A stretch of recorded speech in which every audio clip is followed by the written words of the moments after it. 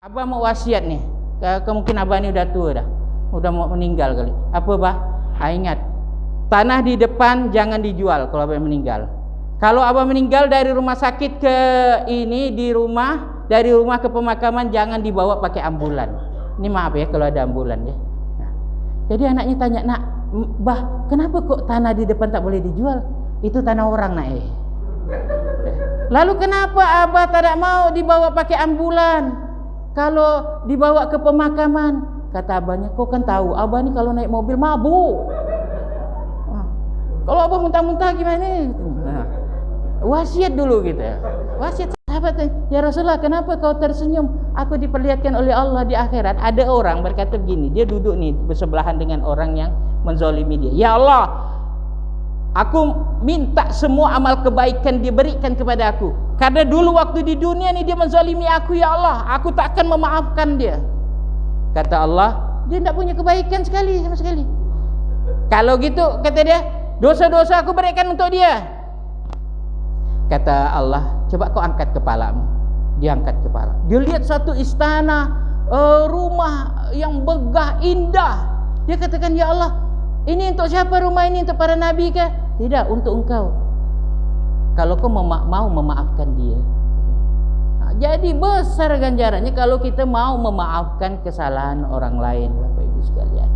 Nah, maka pastikan ya Bapak Ibu sekalian, kita tidak ada dosa-dosa ini. Cepat taubat 3 macam dosa ini sebelum kita mati, Bapak Ibu sekalian.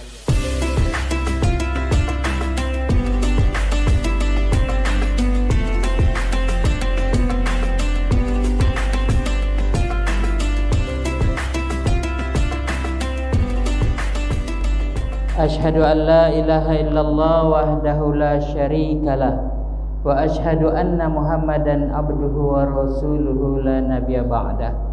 Allahumma salli wa sallim ala sayyidina Muhammad wa ala ali sayyidina Muhammad. Hadratul Mukarramin yang saya hormati, para alim, para ulama, para ustadz, para asatidz, para habaib, para tokoh agama, tokoh masyarakat, wabil khusus Ketua Masjid Al-Muttaqin beserta jajaran kepengurusannya, kepada Bapak Imam, Bapak Khatib, Bapak Muazzin, Bapak-bapak, ibu-ibu, hadirin dan hadirat, insyaallah semua yang hadir ini dimuliakan oleh Allah. Mudah-mudahan Bapak Ibu semua dipanjangkan umurnya sampai hari kiamat kurang 2 minggu. Bapak Ibu yang dirahmati oleh Allah, tadi malam kita sudah tarawih. Alhamdulillah tarawih di masjid-masjid ini banyak sekali kemajuannya, Pak. Makin hari makin banyak kemajuannya. Sapnya maju.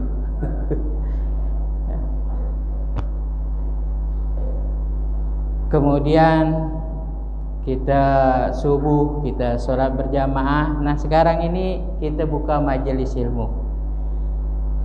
Keutamaan majelis ilmu ini, Bapak Ibu sekalian, orang yang duduk di majelis ilmu ini dia mendapatkan pahala ya, itu lebih baik, lebih besar dari orang yang mengerjakan sholat sunat 1000 rakaat. Bayangkan Bapak Ibu sekalian, duduk sebentar dapat pahala seperti lebih baik, lebih besar, bukan sama tuh, lebih baik, lebih besar daripada orang yang mengerjakan sholat sunat 1000 rakaat. Kita jangankan 1000, 100 saja kita tak mampu. Nah, 20 udah ngambang, 8 ya mata kunang-kunang. Waktu buka ya pakai gelas Ramadan, besar tinggi, habis semua, baru malam, baru tarawih, mata kunang-kunang lah. Nah, ini kita dapatkan pahala lebih baik daripada mengerjakan sholat sunat 1000 rakaat. Saya pernah coba 100 rakaat. Ya Allah, memang berat, 100 saja berat. Ini 1000 ya, Allah berikan. Ini saking besarnya keutamaan ilmu, Bapak Ibu sekalian. Jadi nuntut ilmunya aja begitu besar pahala yang Allah berikan. Karena ilmu ini dia menentukan nilai satu amal, Bapak Ibu sekalian. Kata Nabi, 2 rakaat solat orang yang berilmu itu lebih Allah sukai daripada solat orang yang tidak berilmu, sekalipun dikerjakan seumur dunia. Jauh bandingannya, ya, jauh sekali. Nah, jadi orang yang berilmu ini dia punya nilai beda. Tapi Bapak Ibu sekalian, enaknya kita solat berjamaah di masjid ini, pahala kita sama dengan pahala yang didapat oleh imam. Kualitas imam, kualitas itu. Kalau ada lebih baik dari imam, itu yang jadi ukuran. Seperti orang beli durian 1 truk tuh ya, diambil 1 durian tuh, itu yang dinilai. Kalau 1 durian itu nilainya 20.000, maka semua yang di dalam truk itu nilainya 20.000 per biji. Yang busuk ke, yang jelek, yang kecil ke apa, semua nilainya sama. Nah, seperti itulah untungnya kalau kita solat berjamaah. Ilmu kita kurang-kurang, tapi yang Pak imamnya ilmunya bagus, bacaannya bagus macam tadi kan, maka kita dapat seperti itu, ya kan? Ini untungnya berjamaah. Dan orang kalau dia tidak berilmu, ya, dia banyak melakukan kesalahan, ya. Nah, ada cerita seorang nenek, dia tak suka duduk di majelis ilmu, Bapak Ibu sekalian. Maka saya lihat tidak ada nenek itu di sini, karena memang dia tidak suka duduk di majelis ilmu. Tidak ada, saya perhatikan tidak ada nenek itu. Nenek ini dia kalau bulan Ramadan dia puasa juga, sahur, pagi puasa, siang puasa, maghrib berbuka, solat maghrib, solat isya, solat tarawih. Habis tarawih dia nonton TV. Nonton TV ada iklan obat, di situ dia dapat ilmu. Nah, ngambil sumbernya salah, ya kan? Dari nonton iklan obat. Besoknya dia puasa. Pagi dia subuh dia sahur, pagi puasa, siang hari dia minum obat, Bapak Ibu sekalian. Dilihat oleh cucunya, "Nek, kenapa nenek minum obat? Nenek kan puasa." Apa jawab nenek itu? "Itulah okeynya bodrek, bisa diminum kapan saja." Kacau nenek ini. Nah, jadi ini kalau orang tidak belajar, ya. Nah, jadi Bapak Ibu sekalian, ya, orang yang ilmu ini juga tidak boleh setengah-setengah, ya kan? Ilmu ini maka kita kata Nabi itu talabul ilmi, ya apa? Utlubul ilma minal mahdi ila lahdi. Nuntut ilmu itu dari buayan sampai ke liang lahat, supaya benar-benar kita paham dengan sempurna. Ada cerita orang cleaning service pesawat. Cleaning service pesawat nih, kalau pesawat turun, dia masuk tuh bersih-bersihkan tuh. Pesawat turun, penumpang turun, dia bersihkan pesawat. Kalau pesawat tuh udah bersih, naik lagi penumpang, baru pesawat tuh pergi. Ada seorang cleaning service, dia bersihkan nih sampai di bagian pilot, Pak, tempat kemudi, dia bersihkan. Dilihatnya di bawah kursi itu ada buku, judulnya itu Cara Menerbangkan Pesawat Tingkat Pemula Jilid 1. Melihat buku itu, dia berkeyakinan, Bapak Ibu sekalian, dengan pedoman buku ini dia bisa menerbangkan pesawat. Dia pun duduklah di kursi pilot itu. Dia buka buku itu, dan pada halaman awal tertulis, untuk menghidupkan pesawat tekan tombol merah. Dia cari mana tombol merah, ini tekan tombol merah, mesin pun hidup, mesin pesawat. Senang hatinya. Tapi hidup mesin belum berjalan. Buka lagi lembar berikutnya, untuk menjalankan pesawat dorong tuas ke depan. Ada ini tuas, dorong. Pesawat pun berjalan, Bapak Ibu sekalian. Berjalan tapi belum terbang. Dia buka lagi lembar berikutnya, untuk menerbangkan pesawat tarik tuas ke belakang. Dia tarik tuas ke belakang. Pesawat pun melaju, Bapak Ibu sekalian, langsung terbang. Senang hati dia. Pesawat berputar-putar di atas awan, Bapak Ibu. Senang. Rupanya dia bilang tidak payah jalankan pesawat nih, ya kan? Tidak payah, katanya, mudah rupanya. Nah, setelah kira-kira setengah jam dia bawa pesawat itu, Bapak Ibu sekalian, dia pun ingin mendaratkan pesawat, ya kan? Ini pesawat masih di atas awan nih, jalan. Nah, bagaimana cara mendaratkannya? Dia buka lagi buku tuh, pas di lembaran terakhir. Pada lembaran terakhir itu ada keterangan, jika ingin mengetahui cara mendaratkan pesawat, silakan beli buku jilid 2 di toko buku terdekat. Udah, gimana?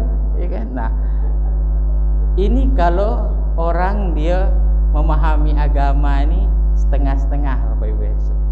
Sebab sekarang ini kan ada orang-orang baru taubat aja ya. Dengar ceramah dari Ustadz Anu gitu ya, itu orang disalahkannya semua tuh. Jangankan orang, Ustadz ulama pun salah semua dibuatnya, ya kan? Nah itu salah tuh, Nabi tak kerjakan tuh. Jadi Nabi tak buat tuh, ya kan?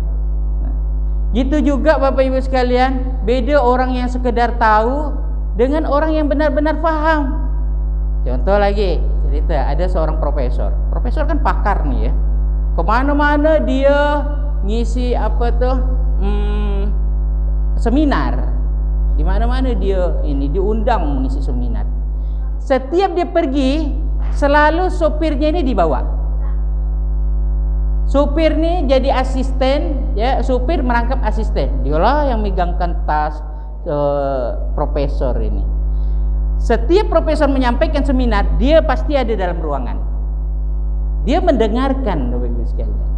Kalau sopir ini kan dia tidak sekolah. Kalau profesor ini kan dari tingkat bawah berapa lama dia sekolah ya sampai bisa profesor. Nah si sopir ini kan tidak sekolah, Bapak Ibu sekalian.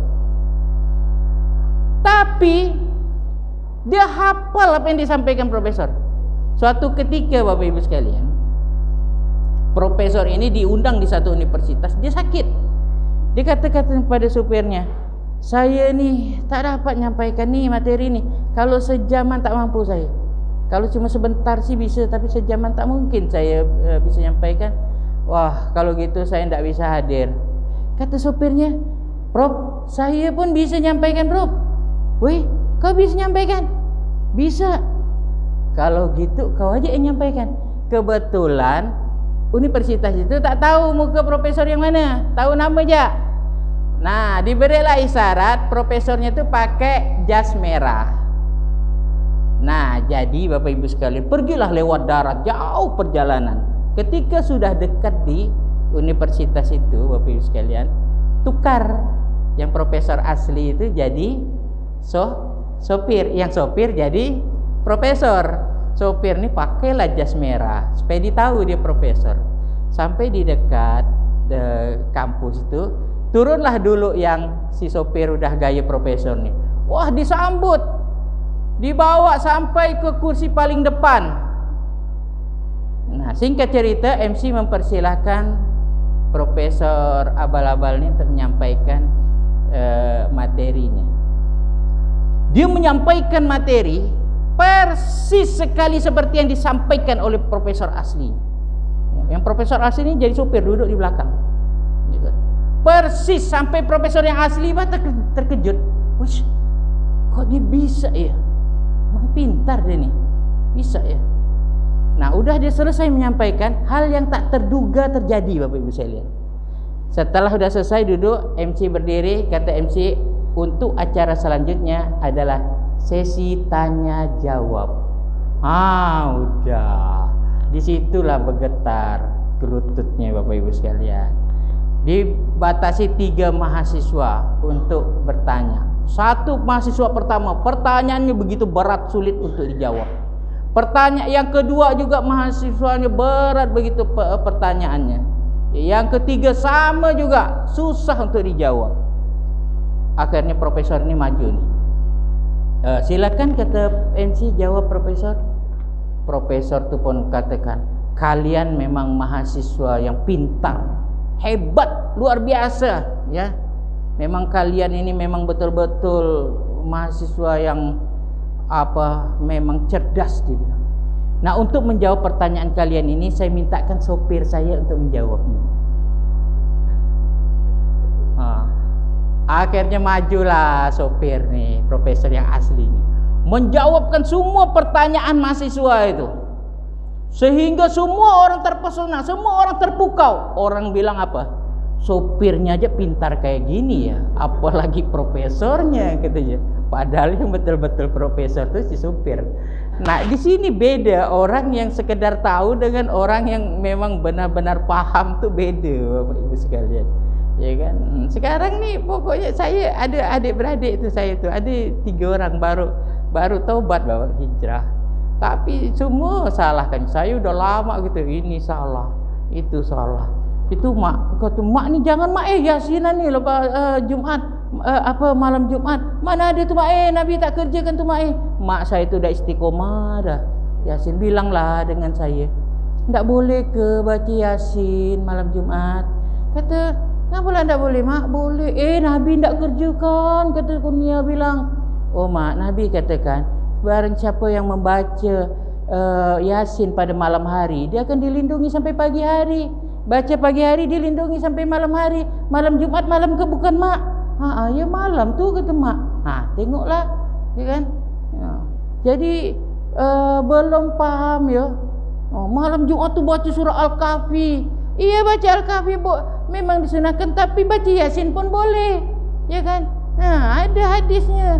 Jadi baru gak ini, begitulah Bapak Ibu sekalian. Nah, jadi Bapak Ibu yang dirahmati oleh Allah, kita memasuki bulan suci Ramadan ini ya. Ramadan itu artinya terik, panas, membakar. Saking dahsyatnya panasnya itu, dia membakar segala yang di sekelilingnya itu, hangus, terbakar, jadi abu, jadi debu, bahkan abu debunya pun hilang karena saking panasnya itu Bapak Ibu sekalian. Nah, di sini Allah memberikan pesan kepada kita bahwa di bulan Ramadan ini dosa-dosa dibakar habis. Nah, pembersihan ini sedahsyat ini tidak ada di bulan yang lainnya. Hanya di bulan Ramadan ini Bapak Ibu sekalian. Hanya di bulan Ramadan ini. Nah, maka memasuki hari pertama dari bulan suci Ramadan itu kita sudah dibersihkan daripada dosa-dosa kita. Man shoma Ramadan imanan wahtisaban khubira lahu ma taqaddama min zambi. Barang siapa yang berpuasa ya dengan iman mengharap pahala di sisi Allah, khubira lahu ma taqaddama min zambi. Dihapuskan semua dosa-dosanya yang telah lalu. Maka kata malaikat Jibril berdoa, ya Allah, celakalah orang yang dia berjumpa dengan bulan suci Ramadan, dia tak mendapatkan ampunan. Bayangkan Bapak Ibu sekalian, di bulan Ramadan ini ya, amalan sunat aja nilainya seperti amalan wajib di bulan lainnya. Amalan wajib nih kita kerjakan nih sekarang nih, itu seperti 70 kali dikerjakan di bulan yang lainnya. Ditambah lagi di bulan suci Ramadan ini ada satu malam Lailatul Qadar. Kalau kita berjumpa sadar atau tidak ya, maka pada saat malam Lailatul Qadar itu ya, maka kita mendapatkan pahala ganjaran seperti beribadah selama 1000 bulan. Itu durasinya pendek tapi keberkahannya sampai terbit fajar ya. Nah, kalau sahabat merasakan ada ketika mau wudu biasanya air laut tuh asin tiba-tiba manis. Nah, itu malam Lailatul Qadar. Ada orang dia berwudu, dia letakkan kain sarungnya di batang kelapa. Rupa batang kelapa tuh sedang sujud. Ketika selesai berwudu, maka dia lihat sarungnya enggak ada, udah di atas sarungnya kan. Nah, itu durasinya pendek bisa. Tapi pada saat kita sedang beribadah, entah kita waktu itu sedang baca Quran ya, ataupun kita sedang zikir, sedang sholat, maka itu nilainya seperti kita zikir, sholat atau baca Quran tidak henti-hentinya selama 1000 bulan ya. Kalau ya, jangankan nilai pahala itu, kalau ampunan pun dia tak dapat, celaka. Nah, celaka. Saya ingat nenek saya ni suka pakai kata celaka. Celaka kau ni gitu. Nenek saya tu suka ngomong kalau dia diam tu dia berzikir terus tasbih tu. Tapi ada kawan ngomong itu sampai ngantuk-ngantuk kita dibuatnya. Dia ngomong tak berhenti-berhenti. Ketika kita tidur, dia ngomong tertidur, dia bilang apa? Celaka kau ni. Aku ngomong kau tidur pula katanya. Jadi sampai kata malaikat Jibril itu, celakalah orang yang berjumpa dengan bulan suci Ramadan nih, ampunan pun dia tak dapat, gitu Pak. Dibersihkan, keluar daripada bulan Ramadan ini seperti bayi yang baru dilahirkan. Bagaimana Pak Ustaz? Kalau selama kita puasa nih, kadang kan ngomongkan orang, kadang melihat itu, langsung aja kita istighfar. Langsung saja istighfar. Langsung istighfar, kan? Nah, tapi jangan kita ngomongkan astagfirullah, ngomongkan lagi astagfirullah, ngomongkan lagi. Enggak, udah berhenti. Nanti kalau misal terlepas lagi, bisa ke begitu? Bisa. Innallaha yuhibbut tawwabin. Allah mencintai orang-orang yang bertaubat. Tawab itu artinya kesalahan yang berulang-ulang. Nah, selama kita masih nih, nyawa masih ada di tenggorokan nih, kita masih tobat, kita masih diterima oleh Allah. Ya kan? Terus kita istighfar. Terus, maka lebih baik di dalam bulan suci Ramadan ini banyakkan istighfar terus. Banyakkan istighfar. Lalu Bapak dengar saya bilang banyakkan istighfar, nanti di luar istighfar. Bukan itu astagfirullah kan.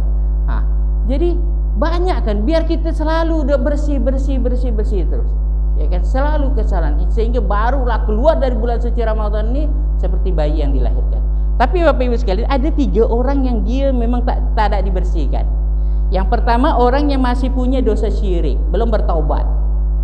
Dosa syirik nih Bapak Ibu sekalian, kalau dia belum bertobat sampai mati, maka Allah tidak ampunkan daripada kesalahan dia nih. Ya. Maknanya apa? Kalau dia masuk nanti di akhirat itu dia dipastikan masuk neraka. Karena dosa syirik itu tidak bisa ditutupi dengan amal yang lain. Nah, biar 100 kali naik haji pun tak bisa nutupi dosa syirik itu. Ya kan? Tapi dosa-dosa yang lain bisa ditutupi dengan kebaikan-kebaikan. Syirik tidak bisa. Yang kedua, durhaka pada ibu bapak. Yang ketiga, dosa memutuskan tali silaturahmi Bapak Ibu sekalian. Nah, ini yang sering kita anggap enteng, ya. Sering kita remehkan. Kita tidak teguran dengan tetangga, tidak teguran dengan saudara, keluarga. Kita anggap enteng saja itu, ya kan? Ancamannya berat orang yang memutuskan tali silaturahmi. Kata Nabi, barang siapa yang memutuskan tali silaturahmi berarti dia memutuskan hubungan dengan Allah. Kemudian Nabi bersabda, tidak mencium bau surga. Tidak mencium bau surga. Padahal surga tercium sejauh 500 tahun perjalanan. Orang yang memutuskan tali silaturahmi. Kemudian Nabi bersabda, orang yang memutuskan tali silaturahmi dijauhkan dari surga sejauh 3 parit. 1 parit sejarak bumi dan langit. Kemudian Nabi bersabda, tidak akan masuk surga orang yang memutuskan tali silaturahmi sekalipun dia mati di dalam Ka'bah. Orang mati dalam masjid husnul khatimah beribadah, apalagi mati dalam Ka'bah. Walaupun sampai sekarang kita belum pernah dengar orang meninggal di dalam Ka'bah, ya. Jangankan dia meninggal dalam masjid, dia meninggal di dalam Ka'bah sekalipun, kata Nabi, dia tak akan masuk surga kalau membawa dosa memutuskan tali silaturahmi. Dan barang siapa yang memutuskan tali silaturahmi pada kedua orang tuanya atau salah satu dari keduanya, Allah akan siksa dia sebelum dia mati. Berat kita lihat Alqamah, ya, yang sahabat kesayangan Nabi itu susah untuk merasakan gelombang sakaratul maut yang begitu lama, tersiksa. Ibunya tak mau memaafkannya. Barulah setelah Nabi katakan kumpulkan kayu bakar Alqamah, kata, lebih baik dia dibakar di dunia, aku tidak ingin aku melihat dia dibakar di akhirat. Ketika mau dibakar, barulah ibunya memaafkan. Seketika itu langsung dia bisa mengucapkan kalimat la ilaha illallah, baru bisa husnul khatimah. Abdullah bin Salam gitu juga. Nah, dipanggil ibunya, gitu sama dengan Alqamah, tidak mau ibunya itu memaafkannya, ya kan? Sampai kata Rasulullah, Bu, ini perintah saya. Karena dengar ini perintah Rasulullah, baru dia memaafkan. Rasulullah langsung duduk di dekat Abdullah bin Salam. Wahai Abdullah, ucapkan la ilaha illallah. Abdullah bin Salam pun bisa mengucapkan kalimat la ilaha illallah, barulah bisa meninggal dunia dengan husnul khatimah. Nah, jadi Bapak Ibu sekalian, ya, masalah memutuskan tali silaturahmi ini berat. Maka Bapak Ibu sekalian, sebelum memasuki bulan suci Ramadan, banyak kita lihat di media sosial tuh ucapan permohonan maaf, ya. Facebook, di WA, di Instagram. Itu baik, itu bagus. Tapi yang lebih baik itu pada orang yang kita zalimi, pada orang yang kita putus tali silaturahmi. Itu yang lebih utama. Banyak kita mengirimkan itu dengan tetangga masih tidak teguran juga. Tidak ada manfaatnya seperti itu, ya kan? kita kepada orang yang kita putus tali silaturahmi. Ya. Maka Bapak Ibu sekalian, enak kalau kita ni orang yang konflik dengan kita ni dia sama-sama solat berjamaah. Maka kalau salaman tu enaknya berdiri Bapak Ibu sekalian. Jadi semua dapat. Nah, kata Nabi bersalaman je tu, ndak mengucapkan mohon maaf lahir batin tu, semua bersalaman ya. Allah ampunkan, Allah gugurkan dosa keduanya, si A terhadap si B terhadap si A, sebelum dia melepaskan tangannya, kata Nabi. Ya kan? Nah, gampang ya. Nah, tapi di masjid saya itu ada juga waktu salam-salam, pas ini orang yang dia ndak teguran, dilangkahinya, kan? Dia yang begini ni dah tidak dianggap memutuskan tali silaturahmi. Yang dia tu yang tak mau salam tu. Nah, saya pernah Bapak Ibu sekalian waktu di Miftahul Jannah. Setelah itu saya nyampaikan ini, ada orang, Pak Ustadz, saya mau minta tolong Pak Ustadz, ngapa anak saya itu sejak dulu dia kahwin, saya tidak restui dia, ya, dia kahwin lari. Sebenarnya tidak perlu kahwin lari, kahwin tu duduk aja. Jadi dia tidak ada ini, tidak dapatkan dari saya, tidak ditegurnya saya sampai sekarang, ya kan? Nah, sekarang tolong Pak Ustadz, mumpung dia masih ada umur, saya masih ada umur. Okey. Di mana tempat tinggal? Ini. Saya mau pilih. Ada tapinya Pak Ustadz. Ada tapinya ni. Tapinya tak enak ni. Saya mau maafkan anak saya, tapi kau menantu saya tak mau maafkan. Saya bilang sama gak? Saya bilang kan, mutuskan tali silaturahmi. Kalau saya bilang udahlah Pak, yang lalu-lalu, enggak bisa, belum bisa. Saya masih mau maafkan anak saya, tapi menantu saya enggak. Tak kuasa saya ngurusnya. Biar aku sama gak kau tetap memutuskan tali silaturahmi. Saya fikir kan. Jadi Bapak Ibu sekalian, kita selesaikan. Soal memang berat untuk memaafkan, memang berat. Kadang-kadang orang tu terlalu berat kesalahannya. Nabi pernah duduk-duduk tersenyum sendiri. Sahabat tanya, ya Rasulullah, kenapa kau tersenyum? Aku diperlihatkan oleh Allah di akhirat. Ada orang berkata begini, dia duduk nih bersebelahan dengan orang yang menzalimi dia. Ya Allah, aku minta semua amal kebaikan diberikan kepada aku. Karena dulu waktu di dunia ni dia menzalimi aku, ya Allah, aku tak akan memaafkan dia. Kata Allah, dia tak punya kebaikan sama sekali. Kalau gitu, kata dia, dosa-dosa aku berikan untuk dia. Kata Allah, coba kau angkat kepalamu. Dia angkat kepala. Dia lihat satu istana, rumah yang megah, indah. Dia katakan, ya Allah, ini untuk siapa rumah ini? Untuk para nabi kah? Tidak, untuk engkau. Kalau kau mau memaafkan dia. Jadi besar ganjarannya kalau kita mau memaafkan kesalahan orang lain, Bapak Ibu sekalian. Nah, maka pastikan ya Bapak Ibu sekalian, kita tidak ada dosa-dosa ini. Cepat taubat 3 macam dosa ini sebelum kita mati, Bapak Ibu sekalian. Saya pernah sesak dada saya ini, Allah, jangan-jangan saya mau mati kali saya fikir ni. Saya ingat siapa ya saya yang putus tali silaturahmi. Oh, si Anu. Saya sih tidak memutuskan tali silaturahmi karena masalah macam itu dia tidak negur saya. Ini permasalahan. Setiap kalau saya lewat dia langsung buang muka. Untung mukanya tidak dibawa kucing. Saya tidak mau dia. Akhirnya saya fikir ni saya harus baguskan tali silaturahmi. Walaupun saya merasa tak bersalah. Saya datang bawa gorengan ke rumah dia. Senang dia Pak. Bagus. Besok pagi saya lewat dilambainya. Selesai. Rupanya dia yang duluan mati. Saya fikir Allah nyelamatkan dia. Saya kira saya yang mau mati kan. Maka Bapak Ibu sekalian, umurnya kita tidak tahu Bapak Ibu sekalian. Jangan anggap kita sehat-sehat gini. Jangan Bapak Ibu sekalian. Saya dengan Bapak Ibu, misal bapak-bapak yang tua-tua gini, kalau kita secara akal pasti bapak yang tua dulu kan? Belum tentu. Bisa jadi bapak-bapak itu yang duluan, saya belakangan, atau saya yang belakangan, bapak-bapak itu yang duluan. Itu rahasia Allah. Ya kan? Kita sekarang nih Pak Bu, rasakan. Ya kata Nabi, kalau kau hidup di pagi hari, jangan kau berharap masih hidup di siang hari. Ya kan? Agar kita ni, kalau kita ni merasa ni umur kita ni tidak lama lagi, maka kita akan berusaha. Tengok Bapak Ibu sekalian, Freddy Budiman, gembong narkoba, ya kan? Itu orang jahat Bapak Ibu. Ketika pengadilan memutuskan hukuman mati, beberapa waktu sebelum eksekusi mati, berapa kali dia menghatamkan Al-Quran. Setiap malam berdoa, menangis-nangis Bapak Ibu sekalian. Ketika mau dieksekusi mati, mau ditutup mata, jangan, dia bilang, biar saya bisa melihat dosa-dosa saya. terhadap orang-orang Indonesia ini, masyarakat Indonesia. Ketika tembak saya setelah mengucapkan syahadat, ditembak. Badannya gemuk, diangkat ringan, meninggal senyum Bapak Ibu. Kok bisa ya kayak gitu? Karena dia merasa umurnya tak lama lagi. Maka coba Bapak Ibu sekalian, kalau diponis dokter aja, ya umur Bapak Ibu ini tinggal seminggu, kira-kira apa yang Bapak kerjakan? Masih mau ke Tanjung Batu, ke Pulau Datuk? Tak ada, ya kan? Pastilah kita akan berusaha untuk beribadah, ya kan? Maka kata Nabi, i'mali dunyaka ka'annaka ta'isu abada wal akhiratika ka'annaka tamutu khada. Bekerjalah kau untuk duniamu seolah-olah kau hidup selamanya, dan bekerja untuk akhiratmu seolah-olah kau mati besok. Nah, anggap bulan Ramadan kita ini Ramadan yang terakhir Bapak Ibu sekalian. Mungkin Ramadan akan datang kita tidak bertemu. Maka supaya kita bisa maksimal untuk beribadah Bapak Ibu sekalian. Di bapak saya habis nebas balik sehat, nebas, habis makan langsung jatuh.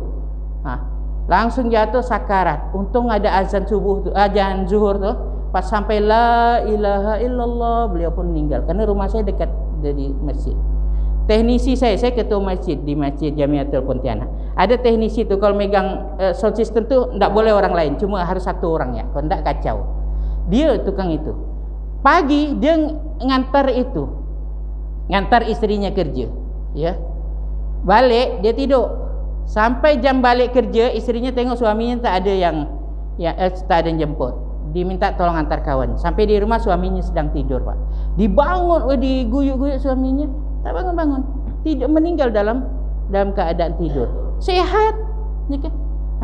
Gitu juga umur. Memang kita tengok ada Allah panjangkan, ada Allah kecil meninggal, remaja. Ada nenek-nenek pun belum nggak mati-mati. Ada nenek Pak ya umur 110 tahun itu belum meninggal, belum dipanggil Allah. Apa sebabnya? Ternyata si nenek ini kurang pendengaran. Dipanggil Allah dia tak dengar. Nah, kan? Jangan-jangan nenek-nenek ini pun budak kali ya, sampai tidak bisa panjang umurnya. Kalau bisa Pak ya, kita wasiat. Saya bilang dengan istri saya, kalau saya meninggal jangan dibawa ke Pontianak. Saya bilang, kuburkan saya di Pesaguan. Kau perlu siapkan sekali nisannya segala macam supaya kita rasa ini. Kau perlu berwasiat tadi itu, wasiat. Ada orang tua Pak ya, wasiat. Abah mau wasiat nih.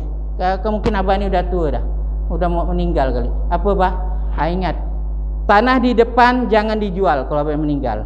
Kalau abah meninggal dari rumah sakit ke dari rumah ke pemakaman jangan dibawa pakai ambulan. Ini maaf ya kalau ada ambulan ya. Jadi anaknya tanya, "Nak, Bah, kenapa kok tanah di depan tak boleh dijual? Itu tanah orang, Nak." Lalu kenapa abah tidak mau dibawa pakai ambulan? Kalau dibawa ke pemakaman, kata abahnya, "Kau kan tahu, abah ni kalau naik mobil mabuk. Kalau abah muntah-muntah gimana?" Wasiat dulu kita.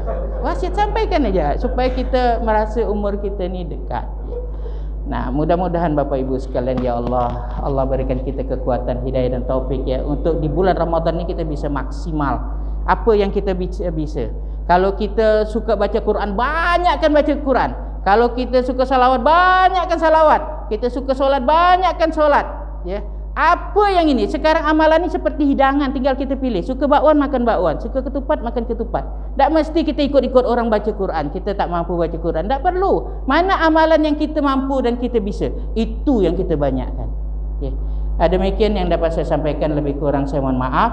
Panjang-panjang padang ilalang, tempat bermain burung murai batu. Saya ingatkan kepada Bapak Ibu saat pulang, jangan sampai tertukar sandal dan sepatu. Wassalamualaikum warahmatullahi wabarakatuh.